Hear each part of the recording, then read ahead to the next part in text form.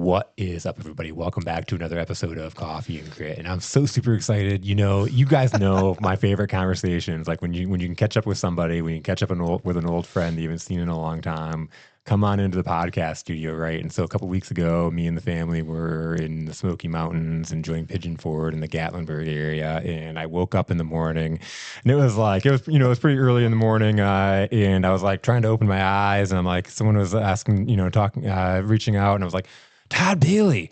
Oh man, I haven't seen Todd's name in a long time. And so he was reaching out and he was like, hey, I've got some things going on. I'd love to catch up and be on the podcast. It's like, absolutely, let's do this. So I'm super excited. Unfortunately, it's a rainy day, so we didn't get to ride it. I was hoping we were going to get a day where we could like meet up and go for a little ride at least. But man, I'm super excited. So I have Todd in from the Ann Arbor area, and we're going to talk about some fun stuff today. And I imagine a lot of it's pursuing passion, right? Wow, this buildup is huge. Hope we don't let your staff, your people down. I knew you wouldn't let them down.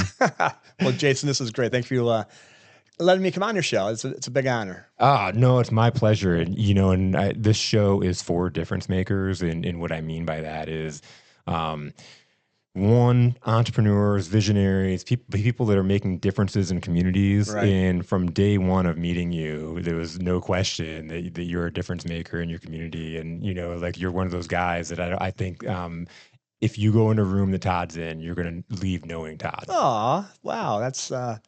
Can I have that on a Hallmark card? Something. I do make Hallmark cards on the side. I'm going to take that and just put it on my bio on my signature on my email now. No, but Jason, thank you. First of all, it was a great, wonderful, and kind words. I do hope that I can bring some laughter and joy to people. But you're right, and I decided to become an entrepreneur. And we'll get to that story later on, but I just like the opportunity to share what's going on in my life and the things that I've learned, and whether it was my pre-retirement time or my post-retirement time. I'm almost 60 years old, so you've got a wealth of experience. I've learned a lot over my life, and some of it is financially painful, but hey, it's all good. Those are the lessons that are like they're the hardest lessons, but they're the ones that you learn the most. Yeah. Yeah. So I like that a lot. So yeah. Again, thanks for getting me on here. My pleasure. Anytime. It's like I said, when you reached out, I was like, yeah, absolutely, let's do it. And it's sometimes people will like other podcasters will say, is it hard to get podcast guests? I'm like, do you find it hard like we do to find podcast guests? I'm like, no, I don't at all. In fact, there's so many people that I want on that I just haven't reached out to, because people will reach out to me, which is a good problem to have. And so it's so awesome when I can get a text from you and it's like, heck yeah, let's do this. Well, if I could bounce back on the positive things here, just knowing you for the years that I have, and I haven't talked to you in like 4 or 5 years, probably. Yeah. It's been quite a while. But you bring that same energy that maybe I bring to a group and to a crowd. And that's why I think there's no problem for you getting people on your show, because first of all, your energy is positive. I have never seen you have a bad day. So that's awesome. You lost some weight, so physically you look great. So that shaped my life right now. So I think you've done a really good job of making Jason Tracy and who all that is as wonderful as they are. I appreciate that, and I accept it. But and there can be so much bad in the world. There is. So I've always looked at it like the world needs people like us, to go out there and tell the dad jokes and get the. I have some bad dad jokes. Yeah, I have my share, and I tell them regularly, and people are like, oh, thanks. Why? But it's my thing. So. I just have the dad sense of humor, and my son will always look at me. All right, I got one for you. You ready? Yeah. Okay, this is totally impromptu. Why did the Swedish Navy put barcodes on their ships? Why? So they can Scandinavian. All right, there you go. You can use that if you want. You're welcome. I love that. So yeah, you talked about before retirement. Tell me a little bit about like what you did and like that whole thing. Yeah. Well, thank you. I've been in the Ann Arbor area all my life, basically Ipsy and Ann Arbor. and graduated from Pioneer in 1984. And I've been in the area, and one of the reasons why is because we had a family-run business. We owned Dunning Toyota and Dunning Subaru most recently, and even prior to in the 70s, we were Ann Arbor Toyota, Ann Arbor Subaru, Mazda, Volvo. We had a lot of different dealerships, franchises. So we were there for 51 years in the Toyota franchise. And my mother was the dealer principal, and I had some stepbrothers and the stepfather, and all of my kids had worked there in the past. So in 2021, the opportunity to sell it came around. And I didn't know that would involve me being able to retire because I was 55, 54 at that point.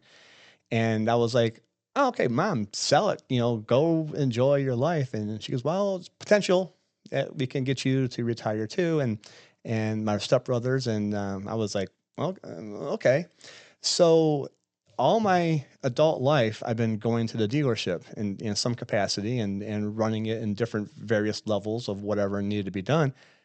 So I was used to going somewhere and doing something and have some kind of a social contact with people, whether it's customers, vendors, franchisors, wherever it would be, right? But then in 2021, when we sold it, literally the last day of August of 2021 was my last day of work. And I was like, what am I going to do now? Yeah. And so I was like, so that's the energy of me going someplace every day and seeing all these people, and I call them family, and not literally some, but just over people who I've known for a long time, wasn't there anymore. And I was like, oh, crap. Well, that was when pickleball was, started up. So I started playing pickleball a lot, and that took a lot of my time. I was like, but I need more. Yeah, you're not doing 8 hours a day, 5 days a week. Exactly. I'm like, all right, this is, not what I wanted to do. But I had, and I'm by no means trying to sell a book, but I wrote a book in 1986, or a story, excuse me. I wrote a story in 1986, and I didn't finish it. And in 2021, I thought, well, I can finish that story. But now I'm not a writer. I don't even like reading. But I am kind of creative, so I created this story, and I thought, okay, man, it has some merit. So I hired a company out of Chicago to do my ghostwriting for me, and they made it a lot better. They added descriptors and better paragraphs and the structure and all that kind of stuff. I'm not the most English literate, paragraph, whatever kind of thing. So as they're rewriting my stories chapter by chapter, they asked me, well, how does it end? I said, I don't know how it ends. And they said, well, you need to end it. So this is 2021. I started in 86. So it was 35 years of having these people in my head. I finished the book in 2 months. Gave the ending to it. It's probably the last 4 chapters of the book in 2 months. And then they published it, and it's out there. It's online. But I'm not happy with it because I put all that energy and history of these people, and then I didn't give them the send off that probably needed to be right. So I wrote a book, and I thought, I'm still not satisfied. Okay, that's not what I need. So I created my extreme fantasy football. And I've been playing fantasy football literally since the early 80s when he had USA Today and Next Day and there's all those kind of things. And in 2018, I was sitting there at Carlisle. Shout out to Carlisle, Grill in Jacksonville. I go there a lot. And I sat there and like, okay, I'm preparing for my upcoming draft in that season. And I'm like, why am I not excited about this? Why am I almost bored with this? I mean, I love fantasy football. Why am I bored? And I realized that as a car guy, people have objections to whatever the reason. And I don't want to buy a car, and then why? And then it's my job to overcome the objections. So I listed probably 12 things that I thought were objections on why I was probably not as excited with this upcoming, draft or drafts that I had. And I thought, well, if this is a problem and this is a problem, and I started listing all these problems, I thought, wow, if I could fix those, I could have a really nice, different format without being crazy, wonky, crazy, right? Yeah. So I put down some ideas, got a few friends of mine together. We started playing a little bit, and everybody loved it. And I'm not saying it's not hyperbole. Everybody loved what I had. It was simpler. It was less time consuming. It was bigger, better, faster, stronger, all that kind of stuff. But it was nicer. So I thought, oh, this is kind of cool. Well, after my book debacle, I thought, well, maybe there's a way I can make this into an actual legit company. So I did. I created a company called Tabby Entertainment by TAB, Todd Bailey. So Tabby Entertainment.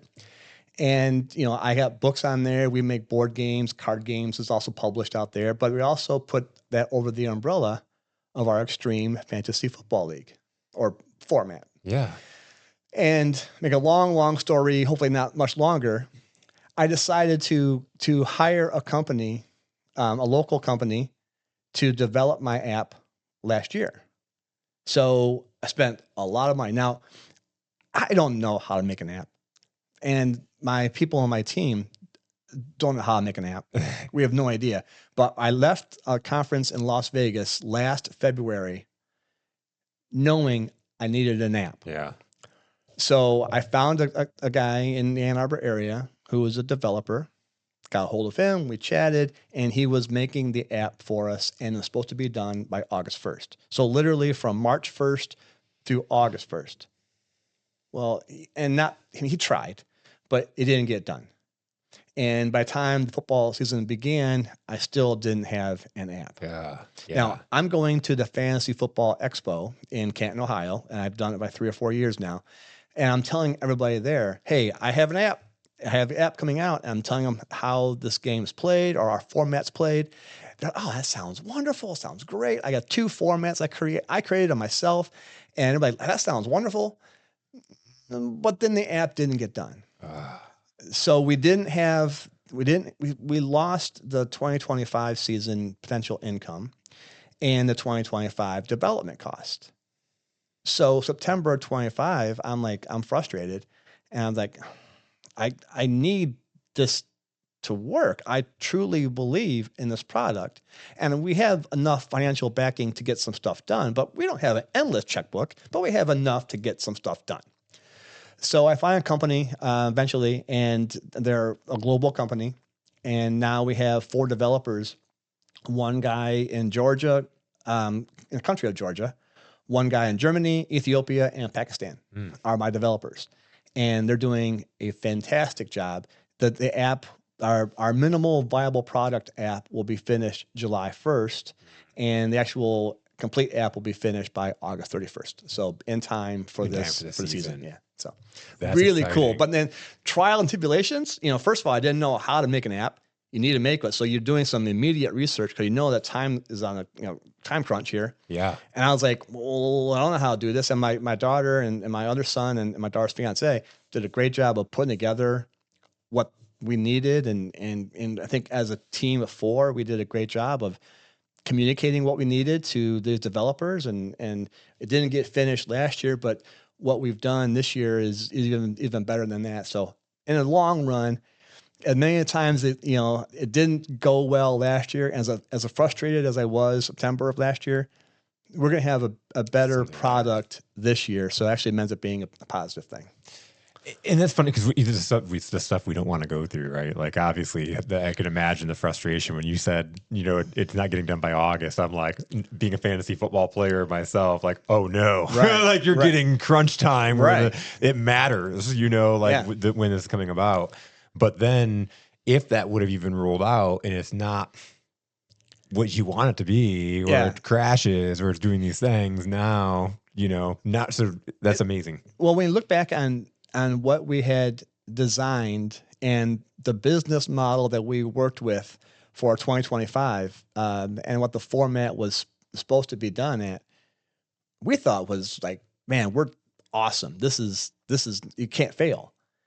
And then when it didn't get done, we reflected, and which is, I think, if I could put on my advising cap here. I think if you have a business and you're an entrepreneur in any aspect, things won't always go the way you want, right? We've all experienced that. And it's the way that you rebound, pivot, whatever word you want to throw in there, that makes or breaks how the success or failure is going to end up being. We could go in the story about how many times Edison made a light bulb, right? Yeah. Yep. So, being able to pivot or, change direction, whatever it is, but we change directions kind of almost literally 180 degrees. We went from having a subscription-based product where you had to pay every year to play in our leagues to completely free. Our league and our format, everything is completely free. There is $0. There's not even a paywall on the app. So anybody can play any of my formats. You can play, and I won't get into the details unless you ask what the formats are, but that's not kind of why I'm here. It's just we have this ability to play in a different kind of a fantasy football world. It's not crazy, silly, strange out there. It makes a lot of sense. It's less time consuming. People enjoy it better. You don't have to spend your August time, as you probably know, looking at draft boards and mock drafts and putting down people you want and all that. All that is gone. It's completely eliminated that need. There's no need. There's no long-term injuries. We've eliminated injuries in our league. So all these things that we've done have made our product better. So being able to pivot off of what we thought was the best to, wow, this is even better now, is, I feel, going to make us stronger in the long run. All right. I said, I know you said that you weren't going to talk details, but I'm so curious. Like, especially when you're talking about eliminating injuries. I'm like, how are you eliminating? Well, I don't just, this podcast, your show is not necessarily to talk about my formats, but whatever. We do have two formats. One is called the Extreme Blitz, and one's called the Extreme Exchange. And they're totally separate from each other. The Extreme Blitz is an 18-week league. So you play all 18 weeks in the NFL league. As you know, a lot of leagues play 15 weeks and then it's whatever number it is, right? Well, we decided one of my initial 12 reasons why I'm not happy or I'm on board of football is that why can't I play all 18 weeks? Or back then it was 17, but why can't we just play all 17 weeks? And I thought, well, let's just make it so we can. So we have 2 9-week halves, weeks 1 through 9, weeks 10 to 18. You can play any player you want, any week you want, but only once in that 9-week half. So as opposed to going to draft, and I love draft. Draft day is fun. Whether you do it live or you do it online, it's just smack talk and it's fun. You have a drink, maybe have some food. It's all good times, right? So I love draft day.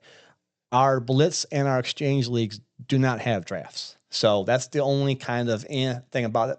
But I don't have to worry about prepping my knowledge through August and watching the mini camps and seeing who's playing, who's not playing, who got hurt, who's not hurt, those kind of things, right? Because I can pick a player, and there's 9 positions that we have in our league. So we pick 9 positions. 2 of them are teams, actually 3 are teams, but you pick your players and they play. And if I was to ask you, and not you being anybody, right? Yeah. What are some of the key statistics that you would want from a football perspective? And all we care about, and it's truly as simple as this: yards, touchdowns, turnovers. That's all it is. I don't care about incompletions. I don't care about distance. I don't care about anything else. Yeah. PPR doesn't matter. It's just how many yards somebody, total yards they got in that game, how many touchdowns they scored, how many turnovers do they have. Mm-hmm. And that's it. So it's easy math. So anybody can follow it. But those 3 categories will give everybody points. Well, if a player gets hurt in any given week, that does kind of suck, right? Like, it is what it is. But in a real draft, and I'm a big Drew Brees fan, so when I would walk into my draft, I would want to get Drew Brees. Yeah. Well, if Drew Brees, wasn't mine, whatever, I'd be like, oh, I didn't get Drew Brees. Well, at least now I know I can play Drew Brees twice in a season, once in each half. And if somebody gets hurt, go back to Aaron Rodgers a couple years ago. He got his Achilles torn on the fourth play of the game, right? If you had Aaron Rodgers, if you put your money to be in the league and you put your resources, time, energy, all that kind of stuff, knowledge into drafting Aaron Rodgers, and then gets hurt on the fourth play, well, now you're on a waiver wire. Your season's probably maybe even over. Yeah. So I'm like, well, that's a great example of why our blitz is better. Because if you have Aaron Rodgers on your team, yeah, that game sucked. But you just don't pick him until he's available to play again and he's healthy to play again. So, you could sit back here and say, all right, well, I have 9 weeks. I could probably pick 9 quarterbacks even right now that I would probably want to play in my first 9 weeks. Yeah. Now, matchups make an issue and stuff happens, injuries happen. And so, but I could put in, okay, well, Jared Goff, Josh Allen, Lamar Jackson, Patrick Mahomes, Dak Prescott, but there's 5. Yep. And so without even any time, okay, which one of these is the best matchup for today? So if you're a novice in this league, you could just go to ESPN and do start and sit charts and say, hey, this guy is starting, this guy is sitting, okay, and then put it all in and be done. If you really want to get into the in-depth part of it, the deep analysis, all right, well, who's Jared Goff playing today? Okay, well, I don't want to use him. Maybe I'll use Caleb Williams because he's playing a better matchup. So you have the ability to flex what you want in there. So anyways, if you play 9 weeks, the top 2 teams in those 9 weeks gets a spot reserved for them in the championship weeks, which are weeks 19 and 20. And so you win the first, if in the top 2 places in the first 9 spots, you get a spot in the playoffs. And then everything resets. It's actual playoffs. It's a championship weeks. It's not like a bracket. You play everybody. And another thing about this is pretty cool is you play everybody in your league every week. So I don't just play you. Yeah. I mean, we could have a private league of 2, and I could be playing you all the week. But if we have 12 of us in a league, I'm playing 11 games a week against all other 11 teams. So somebody will win 11, someone will win 0, someone will win 5 or 6, whatever it is along the way there. So you win or top 2 spots in the first 9 weeks. You go to championship weeks. Then everything resets. The player usages, the points, everything resets back to 0 for weeks 10 through 18. And then the top 2 there goes to weeks 19 and 20. And the reason why we feel this is better is because even when the stars, the NFL stars teams may have locked up their playoff position, they may not be playing their stars very long. Well, you still know which team is fighting for that playoff spot, right? So maybe you want to, Dak Prescott, man, I probably should have used him, but he's sitting this week. But maybe, Caleb Williams or Bryce Young is who I want to play because they're still fighting for a playoff spot. So now you get to the championship weeks, and it's all 4 teams are playing each other in weeks 19 and 20. And then whoever wins the most of those things wins the whole thing. So what we did is, and I say we, but it's something I created, but it's been manipulated and tweaked over time, is we feel we made an easier way of playing fantasy football, still fun. You still get to pick the players you want, but now you actually don't get bored. And you can see bored's a big word in my life. I don't want to get bored. And even though I might have Drew Brees in a team, I may not always want to use Drew Brees. And I may not, I got the same, I got my guys. Okay, well, I'll watch the same guys play every week. Well, here you get a chance to at least experience, hey, I'm cheering for the Chiefs, and I hate the Chiefs, but maybe because I need to play Mahomes and Travis Kelce, I need to have them play. So, all right, come on, you guys, let's do this. So it makes it a little bit more fun. And again, without being hyperbole, everybody who's played it, it's just fantastic. So now our app will reflect that. So that's our Extreme Blitz. That's so cool. Yeah. So how were you doing it without the app? Just online? It would be, I had 94 people. And another thing, our league can be there's no limit number of teams in our leagues. Because everybody's playing each other. Because there's no draft. So there's just the player pool is out there. You just pick them. So I had 94 people playing in our leagues. Well, some people were playing, multiple teams, but 94 teams in my league. So I was getting 94 emails. Oh man. Or 94, some kind of a text. I guess it was 94 back then, but it progressed. It got more. So it was all basically done with Excel, and then I would jump on some of the data sites out there. Tom Brady, okay, he had this, okay, and put it in my Excel spreadsheet, and then I would, and it was a pain. It was a labor of love. It was a pain. It was. I learned a lot. And the guy who was my developer last year that didn't quite get stuff done for me, he was the year prior to that instrumental in getting the back end math done for me. So he's able to get the APIs from the data servers and then distribute the data the proper way. So that allowed me to not have to sit there from 9 a.m. on Sunday till 10 o'clock at night doing, data and stuff and getting the website updated. So, but now the app is out there now. It'll be soon.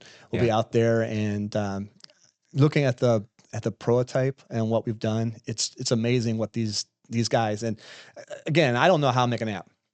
I just know I wanted an app. Yeah. And I didn't, we had a vision, but the vision has changed. And now, the color schemes, the user interface, user experience, everything, we're paying a lot of money. And that's the other thing that you want to talk about. I want to talk about, if I could, before I get to my other format, is the monetary part of this. We all may have a vision of what we want. You may not always have the monetary means to get what you want. You could sit there and say, I know I have a product. I know I have a service. I know I have whatever it is that people would want, but you don't always have the financial, and like, I can't afford it. I can't afford it. Strong advocate of another book that I'm writing called Make It Happen, and just make it happen. Just do it. I recently was in Las Vegas. I had to get on stage and give a little speech to some people who are beginning this process. And I said, don't just say, I'm getting more no's and positives. I'm getting more negatives than positives. No, just do it. Just make it happen and then listen to the people and being able to not be, it's my product, I'm going to do it, and this is how it's going to be, right? Because you got a lot of people out there who know maybe more than you do or maybe less than you do, but at least they've experienced something different than you. So being able to listen to them. So as much as it's killing me financially to do what we're doing here, and we're approaching $500,000 for this app, probably more than that when we're all said and done, not even counting marketing it.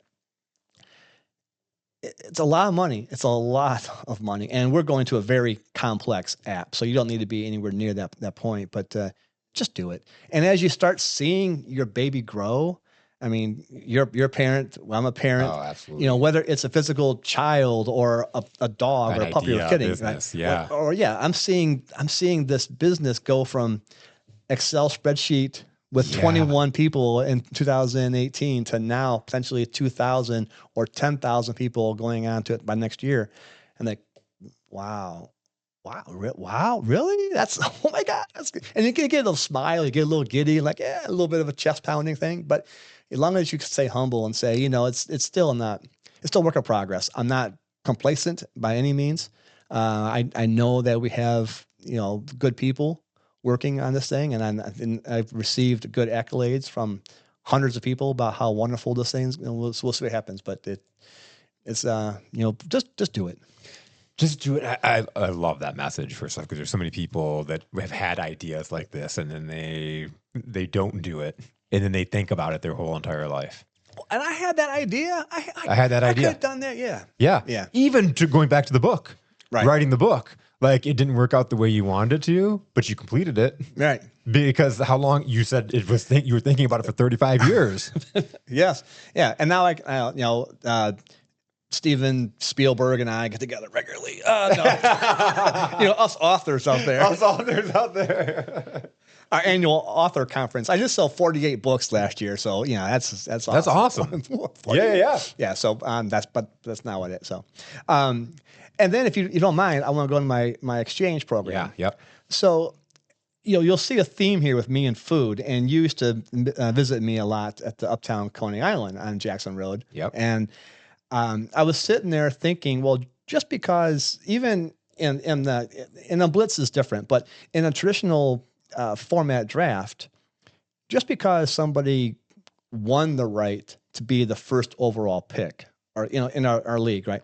So whether it was I did some silly contest or I got lucky, roll the dice or whatever it was, right? But I get the chance to get the first overall pick.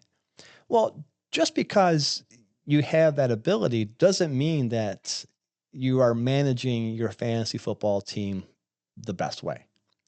Let's go back to Christian McCaffrey a couple of years ago, right? Yeah. Arguably number one pick. So when you get when you're on the clock, McCaffrey, boom, at that point, you get the best player in football. You have an advantage over everybody else.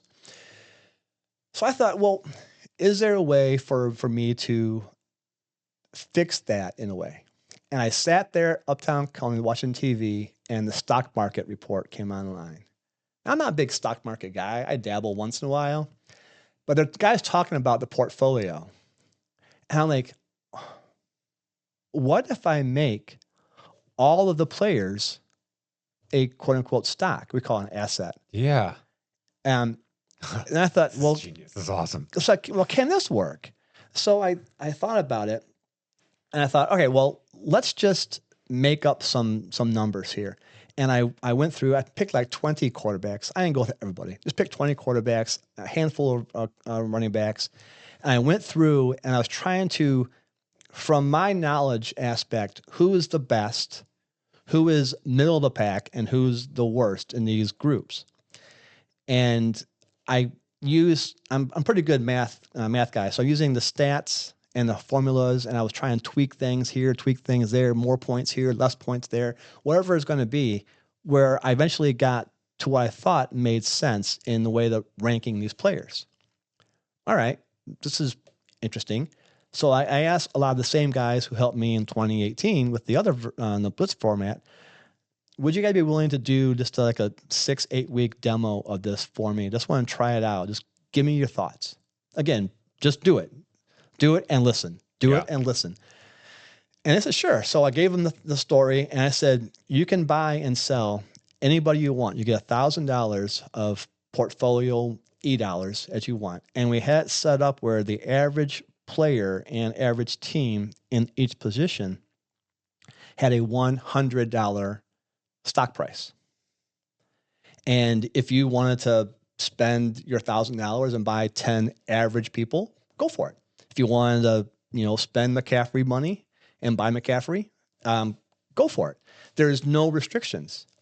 So we did, and then as the player, so that the player has a pregame value. Yeah. Or the asset, again, player or team, has a pregame value. I had it set up that whatever their stats are, again, touchdowns, yards, turnovers, whatever those things are would translate into a in-game value. So I have pregame and in-game. And if the in-game value is higher than what the pregame was, there'd be a little tick up in their post-game value. The stock would go up a little bit. Yeah. If their in-game was down, it would tick down a little bit. So now you have a new. Your post-game for that point would become next week's pregame. Yeah. And you kind of do that.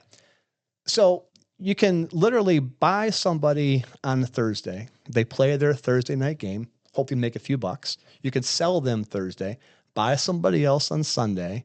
They play Sunday and 1:00 games here. You sell them, buy, sell. There is literally, I had at the time, no transaction limits.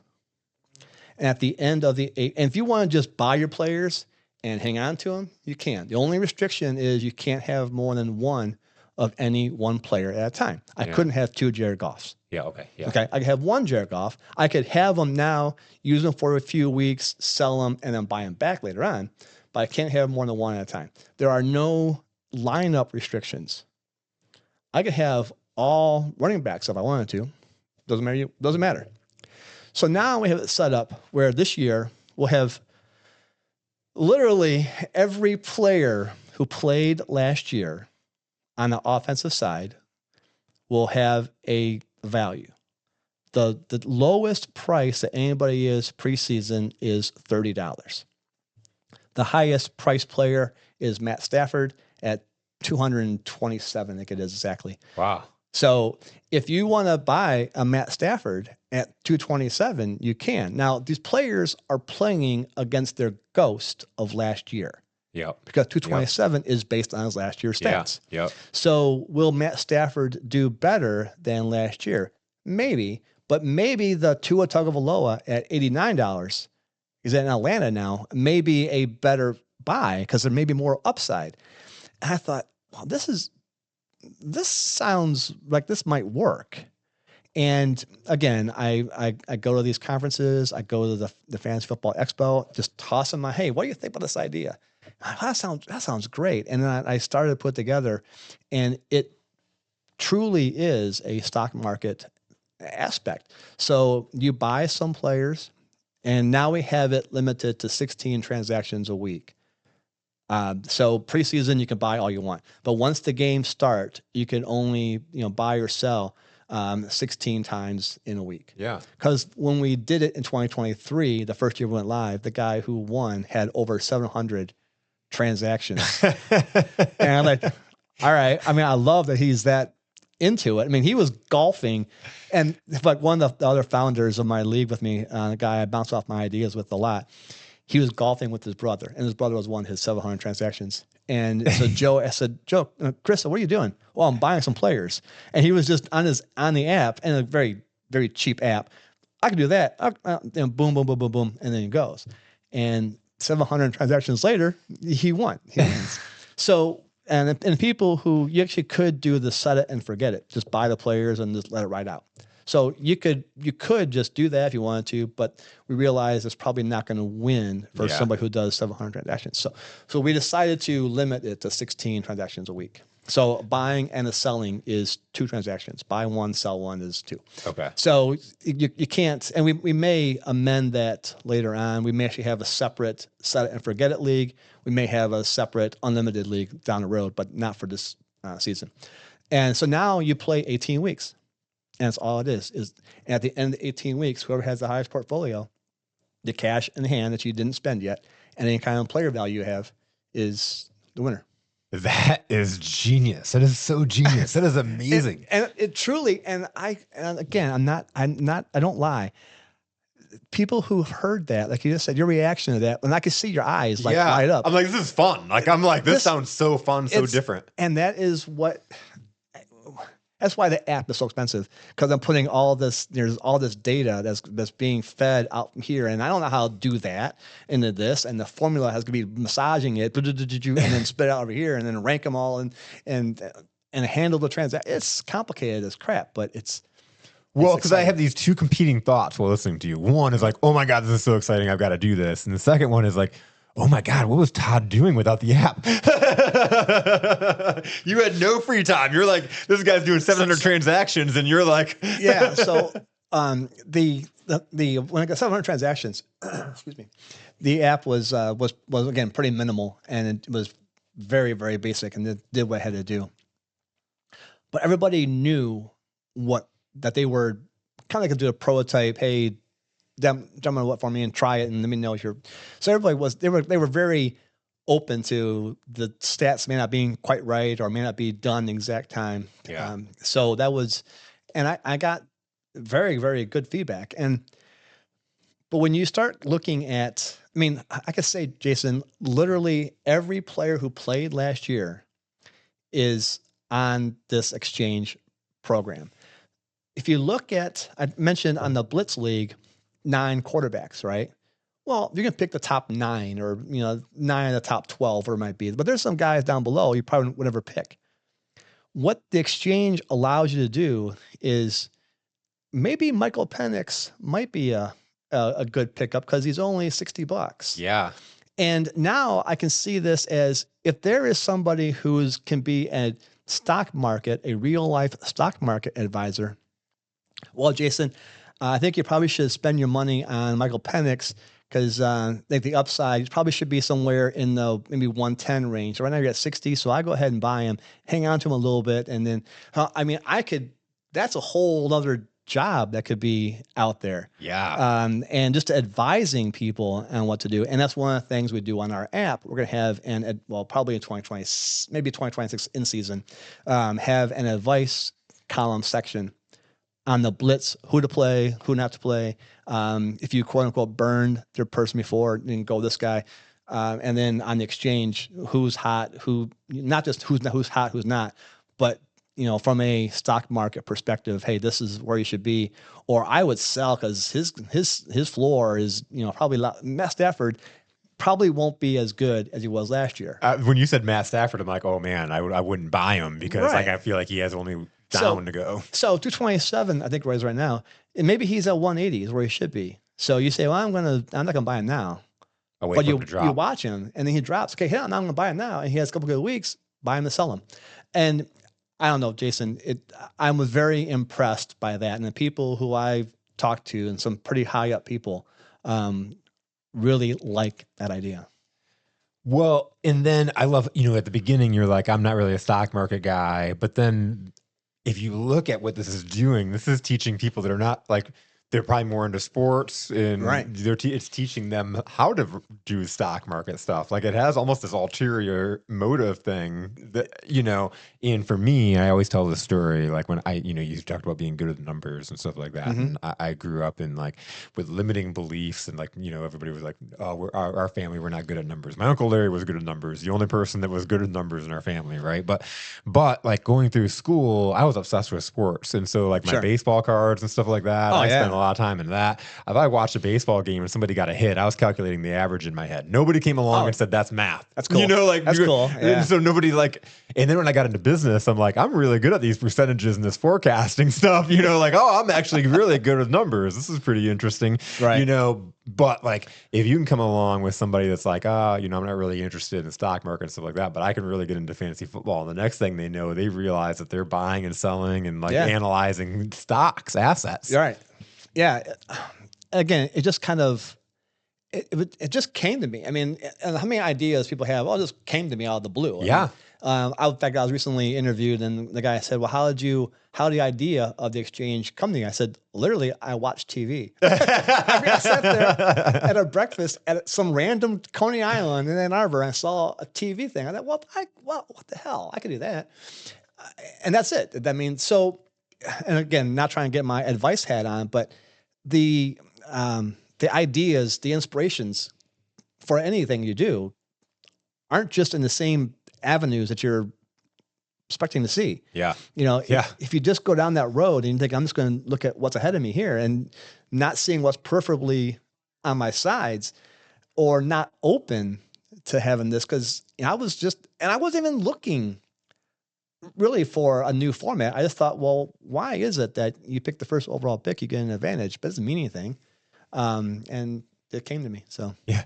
And you either have an advantage or you're messed up your team because you drafted Christian McCaffrey and he got injured the first game. Well, exactly. I've never drafted McCaffrey because I'm like, his propensity to get hurt is high. And then you're screwed, obviously. Yeah. And that's where the blitz part of it, is so much, better in my eyes here. Cause if I put that kind of resources into a 1-1 pick, first overall pick, first round, and he doesn't do well, or he gets hurt, there's no rebounding from that in that instance. There's just nothing you could do.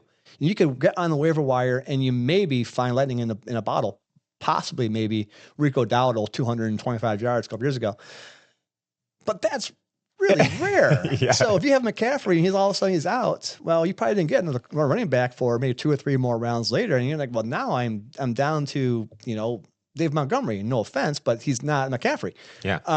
And so those are the things that when I look at the blitz, what we have is I've totally eliminated that worry. And let alone, you don't have to analyze and study in August. You don't need to. You don't need to sit there and watch mini camps and preseason games. and who's playing, who's not. And you could glance at it if you want to have some knowledge, but in essence, like I said, 9 quarterbacks, you already know who you're going to use in most cases. Yep. So that's the blitz, and the exchange is a little different. Now, my new endeavor, this is pretty cool. Another thing I came across, I am making a fantasy football card game. And it's probably be prototyped. There's a conference in Philadelphia in July, and my goal is to prototype it there and show that if not there, hopefully for sure by the Fantasy Football Expo in Canton, Ohio in July. But I'm creating a fantasy football card game. That sounds awesome. And that just came to me.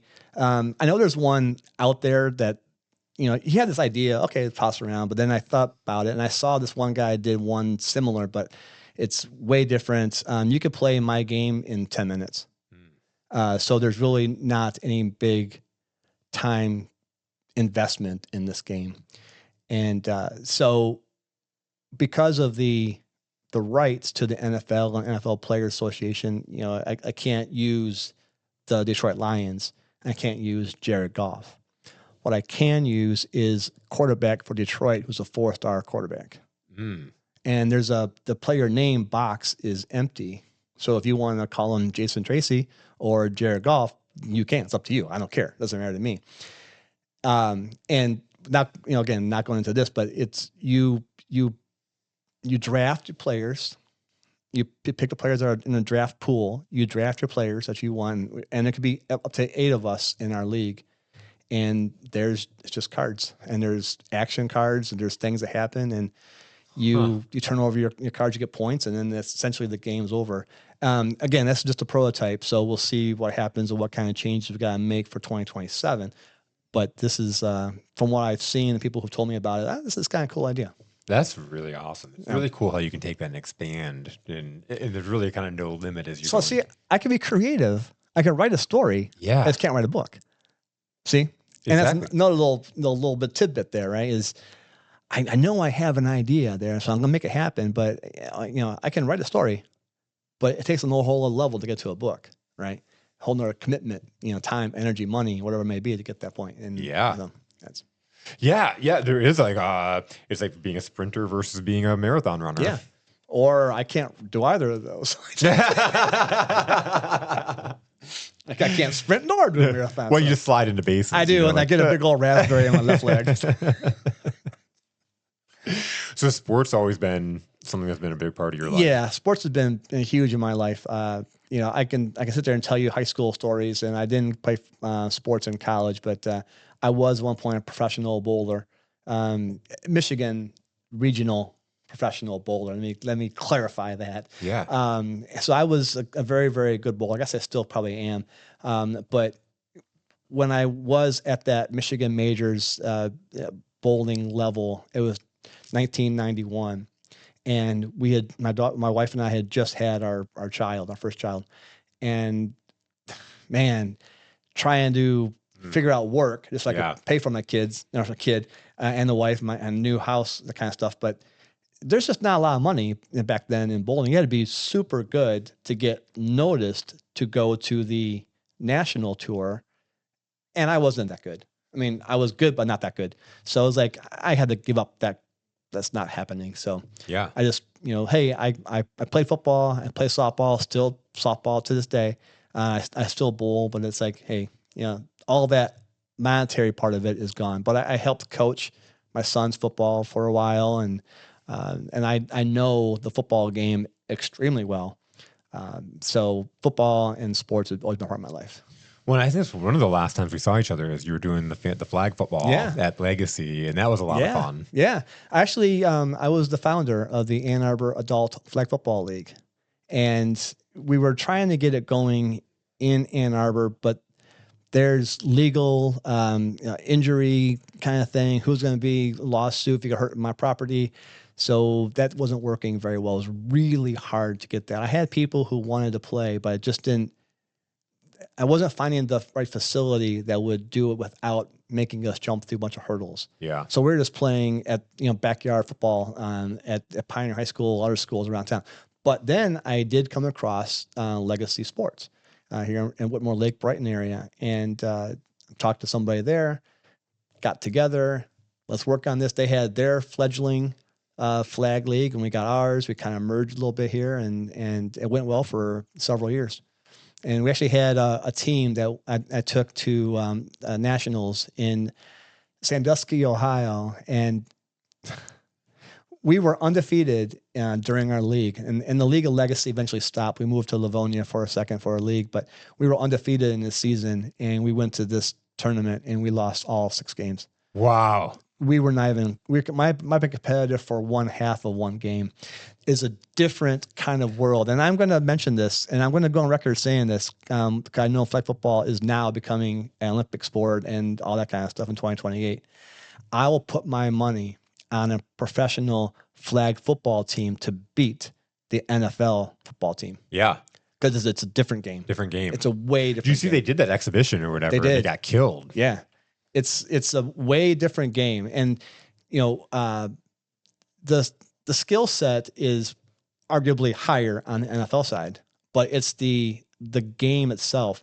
I didn't know, and I guess every league had different rules, but there was a play where you could bounce the ball off of the center's back. That's a legit play.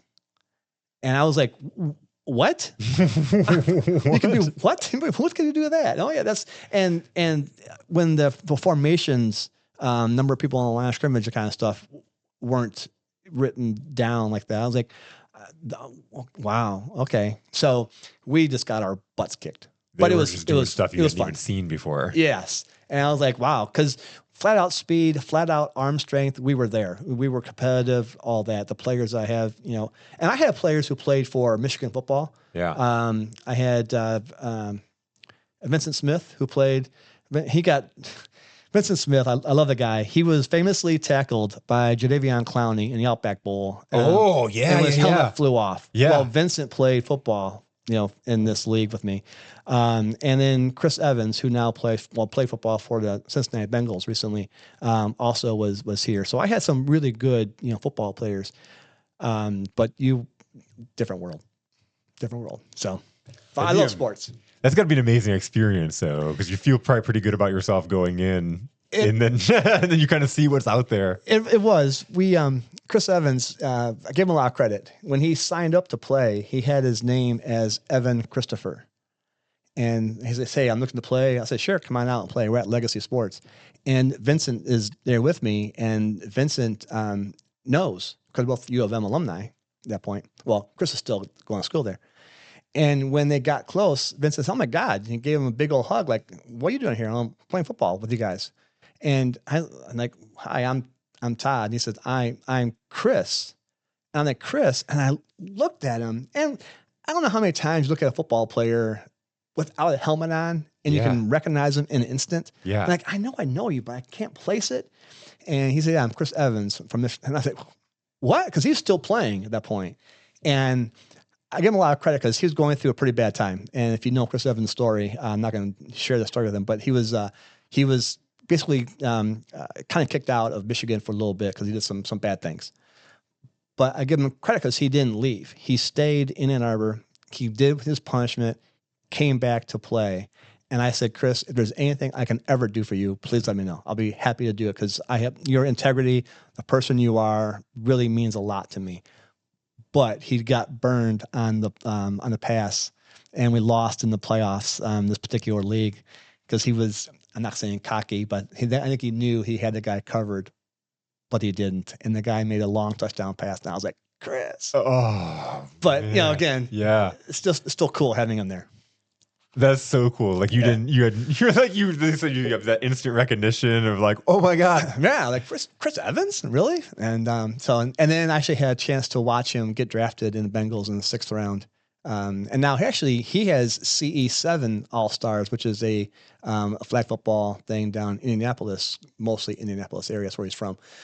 So I'm helping I sponsored a few things there for him. That's really, really awesome. Not faith in him. So it's cool. This is so cool. And I love catching up and seeing this like gap of all these I'm things not you've been sure up how to. well it's going to do for your podcast show, but it's a good chance talking to you. No, it is good stuff because it is, again, it's this is exactly what we talk about in the sense of like, one, you're hearing, you're watching TV and you come across like this idea Right. and then you run with it because, again, how many people are sitting across and they come up across an idea and then they don't do it. Right. And I love that message of just do it because I think the people listening to the show are either they're doing it and they need assurance that they're doing the right thing, or because it can be lonely, or they're sitting on that edge, like, I want to go do this thing. Should I do it? And I think that overarching message of do it.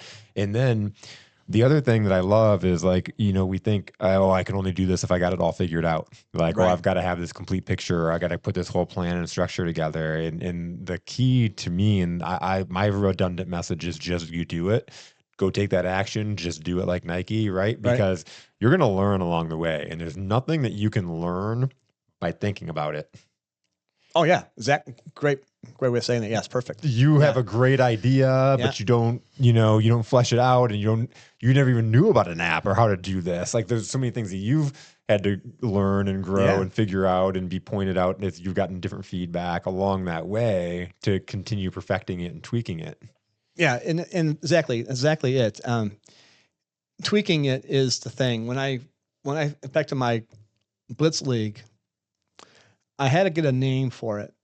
I didn't have a name in 2018. Even 19, I didn't have a name for it because I didn't really care. It was just 25 of us playing it, no big deal. But I had to get a name at some point, and I thought, well, what is it? And I was recently asked the same interview before. The guy asked me, where did the word extreme come from? I said, I don't know. It just came to me, right? And because at one point I even had punters in my league. Yeah. And I thought, nobody's got punters. So if I could get punters into it, I'm like, wow, that's kind of cool thing. And I was trying really hard to figure out how to put O-line into it because I think that's a huge part of the game. Yeah. So that part of the game makes Jahmyr Gibbs that as much better, right? Yep. Well, what is there if there's a way to put a fantasy point value or whatever on O-line players? And I couldn't figure out how to do it. Yeah. So I was trying to get to that extreme level. So I chose the word extremes. I could do that. And the only thing extreme about now is that we can have I have 1 million people in the league. You could theoretically have 1 million people in one league if you wanted to. And also, in all of our leagues that we're doing in both formats, we have public leagues. So we'll create a public Blitz league and a public exchange league. So you can play, again, it's free to play. So you come on in, you download the app, you play for free, and you go. We also have the ability for unlimited number of private leagues. So, and a private league could be as small as 2, so 1-on-1 if you wanted to, or it could be as many as 1 million if you want, whatever you wanted to do. And you create, so the quote unquote commissioner would create a league. There's no rules to change. So you don't worry about, well, I want to amend this rule and change this rule. And like a lot of commissioners can do, make it whatever they want. And no, you don't have that ability. So you create your league, you get a code, and that code will be generated and you pass it out to whoever you want to pass it out to. They log in, it's good to go, and they play the league. We're also going to have, ideally, we're going to have themed private leagues. So let's just say we have Ann Arbor. Yeah. So we're going to have, Ann Arbor community only. So anybody in Ann Arbor can join this particular Ann Arbor league. Or we're having a Michigan, quote unquote state, not Michigan State, but the state of Michigan league, right? Yeah. So whatever. So we have that ability to have a huge number of leagues available that you can join. And again, it's free to join. And when it comes to people think, well, how do you manage that?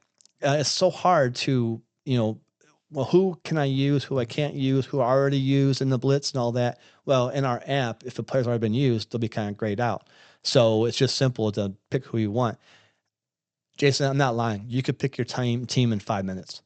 So it's not a major time issue. And I want to make sure, because time is so important for all of us. As a parent, as not a parent, old, young, doesn't matter. We're limited number of times we can have in a life. And if I can find a way to make this game fun with a little bit less time commitment, that's a win-win in a lot of cases. So that's what we decided to do. So with it being free and everything, the one thing in my mind is like, how do you make your money back? How do you get your money? So the ideally is sponsorships and advertisers. Nice. So we don't want to go to ads. That's the least part of it. But when we want to have like, hey, the Michigan League, this Michigan League is brought to you by Roar Consulting. Yeah. Okay. So and cost you $500, whatever number may end up being, right? And because of that, you get mentioned on our podcast, you get our social media, all the things you normally blah blah blah blah blah blah. You would get, but now everybody who goes to that league will see Roar Consulting every single day that they're there. So that's a way to monetize. So monetizing will be done through our social media aspect when we get going, the podcast aspect, and then just having your name on the locations. What we don't want to do is have any kind of pop-up ads or whatnot. So my goal eventually is to sell it.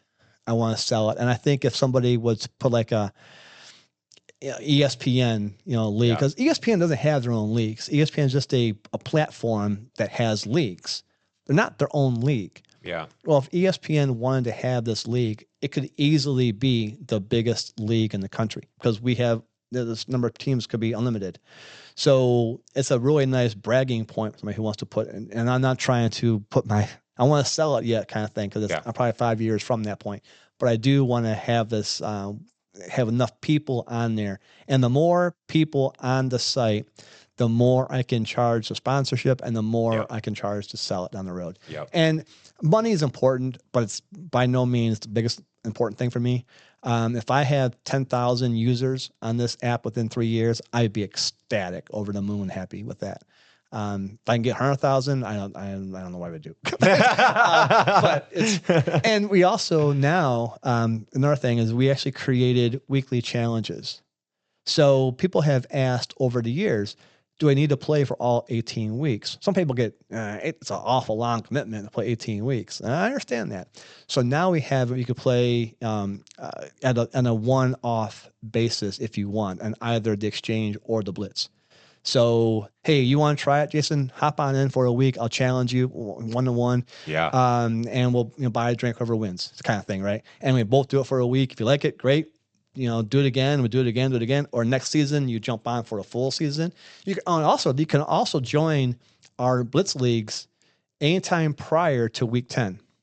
Oh. Because I mentioned to you that weeks 1 through 9 and then 10 to 18. Yeah. So if you want to try it out for a few weeks and you like it, and we're in now week 2, 3, 4, and you're like, well, why should I join now? Well, you could play in weeks 10 to 18 and be in the top 2 and go to the finals. Oh, yeah. So you don't have to play all 18 weeks. So you can actually can try it. And if you like it, join on the second half of the Blitz leagues. Or we can create a private league in week 9 just between you and I if you want to. All those kind of things have the flexibility that you're not going to find in most traditional or otherwise any kind of draft. So this is way different, and in a lot of cases, way better. I mean, where can you go in the league and not play half the season and still potentially win the whole thing? Nowhere, right? That's really cool. Like, I mean, let's say you're busy around that time, draft time, you don't get put in a league, whatever, and you're missing out. My wife has missed a cutoff a couple of times, and then she's sitting there like bored because there's no reason to watch the game. Right. She likes to be in fantasy football, so there's reason to watch there the you game. Go. Yeah. So now you challenge her, right? And because there's no paywall on the site, we cannot take money to be legal in all 50 states. Every state's got different parameters on how they view fantasy football, fantasy sports in general. Is it a gambling thing? Is it not a gambling thing? And there's a whole lawsuits going on around that. So we decided that when our 2025 vision was subscription based, then we had to worry about, if you are at the border of Michigan and Ohio doesn't allow it, but Michigan does, where physically are you? And you got to do geofencing and those kind of things. And it's like, again, taking the complexity out of it. yes, and being able to, all right, well, find another solution to the problem. That, well, all right, I can't do it in and there were like 5 states, mostly West Coast states that had issues with this potential thing. And our lawyer kept saying, you're almost on that pay to play aspect, and that's actually illegal. And if you're going to do that, then they got to be careful of legality aspects. And I think, well, I don't want to get into legal for all 50 states, that kind of stuff. So, but yeah, I just say, what if we make it so that there's no money whatsoever? Now, I can't give out, the wording was pretty much any substantial cash value to the normal person. So I couldn't give you an Amazon gift card. I couldn't give you airline. I couldn't give you cash, right? Yep. Those kind of things. But would the average person care about having a customized football helmet that has our logo on it and a few things on there? Probably not, right? Now that may cost me $1,000, but the person who plays fantasy football might love that prize, right? Yeah. Or might love a chain with a silly kind of thing around, right? Yep. So I can do that. So what's going to end up happening? And I have a company out there that we're hopefully going to work with that does sports chains, and I'm also going to get into helmets. Another company. So these leagues could throw in a helmet. Let's say you and I want to play. Yeah. Just you and I. And we want to get a chain. I think a chain costs like $39. So we put $20 in there, whatever. Yeah. And as we offline, not through our app, go to the connection, buy a chain, and then whoever wins it gets a chain.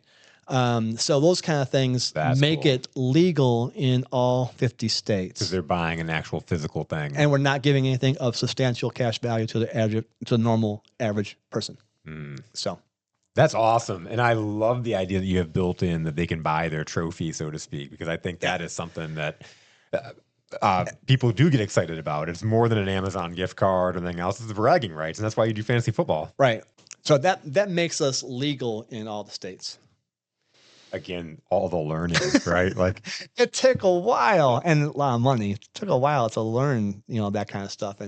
And being willing, not willing is the wrong word, but being able to bounce and all right, I can't do Nevada very well. Well, that's a pretty big state for me for football. So I really want to do Nevada. How can I get past Nevada? Oh, if I don't charge anybody any money, and if you're only using our site as a platform, ESPN doesn't take money. Yeah. Not for their fantasy football leagues. Yeah, no. Just you log into their site, right? Yep. You're not paying unless you do the subscription, whatever the ESPN Plus thing is. But it has nothing to do with fantasy football. Exactly. So all you're doing is using their format for us to all go to. That's what we are. We're just a format, but you're using our format. Yeah. Or our formats available. So that is so. I'm excited for you to have the 100,000 people and. Well, hopefully, it'll get you going through here. Get us going through here. That'd be kind of cool. And I kind of want to thank you for the opportunity to talk to you, but I do think that this is something that can become huge over time. And I'm not in it for the money. Yeah. I'm not in it for the I want to pound my chest kind of thing. I think this is something in the industry, and I'm actually going to be coming on the board hopefully of this company called FSGA, which is Fantasy Sports and Gaming Association.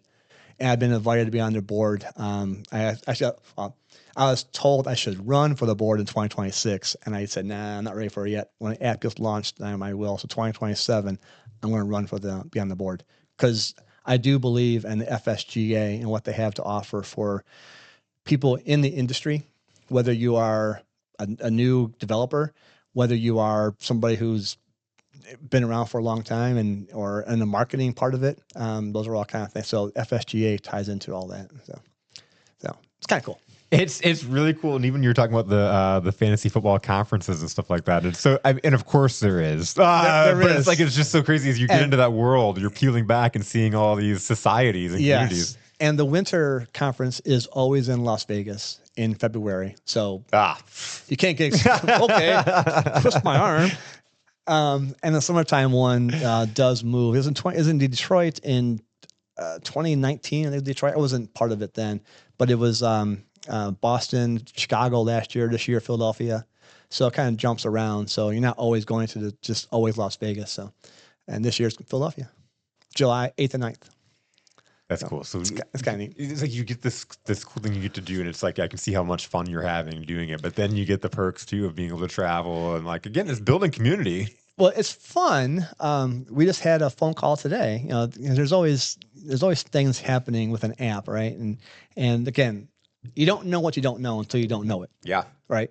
And I didn't know some of the hurdles that would be coming with getting this app completed. I learned last year that, okay, well, there's a deadline that I needed and I wasn't going to get it done in time and I didn't have any alternative.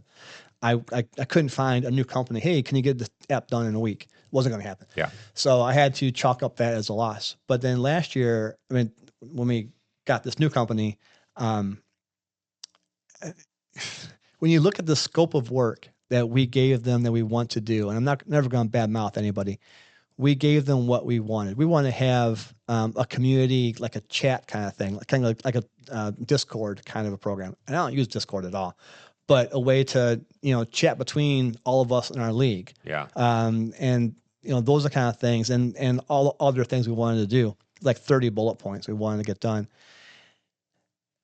We're not going to get all of those done by the time the season starts. And the phone call this morning we had was, hey, I hate using the MVP, the minimal viable product, but what is the MVP that we need by July 1st? Because July 1st, we need to have able to market it properly to go to these two conferences, Philadelphia and Canton, Ohio. But then we need to have all the other things done by end of August. So of all these list of things that we need, what needs to be done, we call it phase 1, 2, and 3. In phase 1 by July 1st, phase 2 by August 31st, and then phase 3 either in season or 2027. So we're going through all this kind of stuff. Well, we just found out literally about 4 hours ago that we'll have everything we want for phase 1 and 2 by end of August. We may not have other things, but we'll have what we want. Just a matter of prioritizing. So launch it. It's exciting, but it's like also nerve-wracking. Nerve-wracking, yeah. I mean, we're down to the last, I think the first game is September 8th, I think it is. And like, that's cutting. The margin of error there is not substantial. Well, especially going through what you went through last year, it's got to be really nerve-wracking going through the process. I told one of the guys today, I use I don't do well in standing water. I know the water's got to be moving, and this water is just sitting there right now because our app has been put on hold because we want to make sure that we're prioritizing the right things to get done by this time frame. So for the past week and a half, it hasn't anything got done to it yet that I can physically see. Yeah. For the previous, 6 months, every Tuesday, we'd see a little bit of a snippet. That's cool. That way that you melded those screens together and popped into this new thing is kind of cool. So all of that is growing pains and whatnot. But this company is an amazing company, and they're worldwide, and they do a lot of really good stuff. So I'm looking forward. And they're also the big sponsor for the FSGA conferences that we go to. So we're sponsoring this year also. Ironically, it's interesting. I have two formats that don't have drafts. The Blitz and Exchange don't have drafts. Yeah. I am the sponsor for all of the expert drafts for all the sports for the next year, calendar year, summertime. And so whether it's fantasy, golf, basketball, football, baseball, all of those drafts, I'm the sponsor. How ironic is that? That is so funny.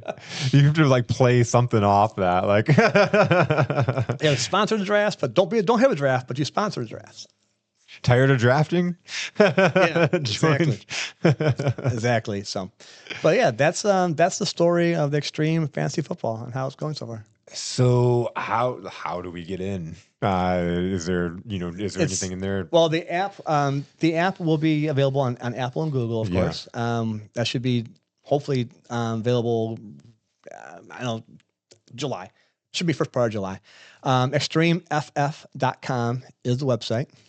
So we'll get to all of those kind of things and pass it on. But Social media wise, we're everywhere. Podcast, we're on all the Spotify, all the Apple, iHeart, on all the things. My son is the producer; he does all those kind of things, and we just talk football. In fact, our podcast is interesting. Um, we talk fantasy football, blitz, and the exchange, and other formats as we go, and then it's talk football. We have an hour-long show.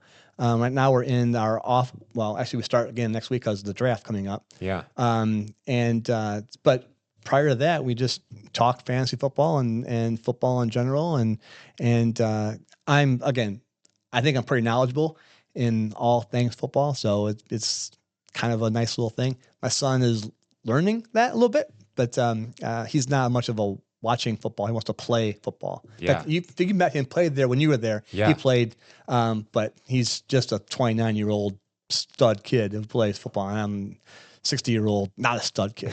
Not a stud kid anymore. Not a stud kid anymore by any means. But how fun is that, being able to get together with your son, talk football, doing this podcast? And it is fun. That's fun and exciting. It's cool how you can think of all these different things and incorporate them. Yeah. Write a great story.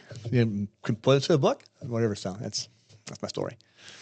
This has been awesome. I'd love to catch well, up. Dude, I love talking to you, man. I miss you. I miss you. I miss you too. I need to get more into. I need to go back to Ann Arbor a little bit more and do some stuff. Well, US 23 kind of sucks, so it's kind of hard to get around. Even today, I'm like, oh my god, there's still construction. Is it ever going to get done? No. Yeah, Michigan construction has no end date. It's just constantly, because then they repair it, and then we hit a winter, and then there's holes that go happen again. Yeah. Again, it's awesome to see you again and get on your show, and hopefully get the word out there. There's a lot of things in business that can go wrong, and in a car business, we survived 51 years for Toyota, 42 for Subaru, and we had our growing pains, and we had things that happen, and not always positive things, and customers get complaints, people praise, so your staff, good and bad things, and it's just when you come out at the end of the day.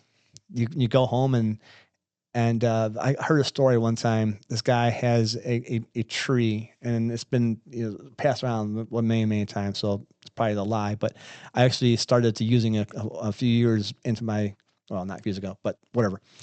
The worry tree, and when you walk into the house, just touch the tree, and then all the worries of work are left in that tree. And then you walk on into the house and you do your house stuff, and you come back the next day, don't touch the tree. And then you go to work and you get more worries, come back home, touch the tree.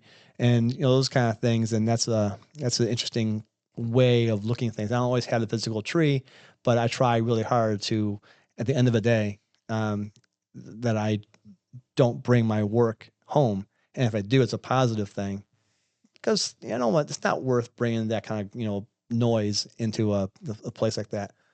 But then having the person out there, family, wife, husband, kids, parents, who can actually give you an honest feedback. And that's the thing that I learned the most in all this, is whether I'm asking somebody for advice or, hey, can you please demo this thing for me and give me your feedback, is being able to accept what they give you and don't take it personally. There's quite a few times where somebody will say things to me and it's like, well, that product is, and like, well, now we're just getting into a fight. Well, no, it's not personal. Yep. You ask them for their advice, you take it, and you try to put worth in it or not, and go on. So, but yeah, that's tough to learn. It is tough, and it's an expensive lesson, monetarily and just life in general. But it's big lesson. That's huge. That's a mic drop lesson to leave everybody with. It's phenomenal. And again, I know you said a couple of times, like, you don't know how it helps you. This is all the stuff, and I love the excitement that you have for this thing, and it's also genius. So I'm super excited about it. I'll get you guys on there, and again, it's free to play. So yeah, no, I'm definitely getting on, especially the exchange. That sounds awesome. It is. That is fun. That is a lot of fun. Oh, and then that's right. And the players because the draft is coming up next week. Any incoming rookies, get a value based on the round they were drafted at. So first round picks cost $125. Rounds 2 through 4 are $100, and rounds 5 through 7 are $75.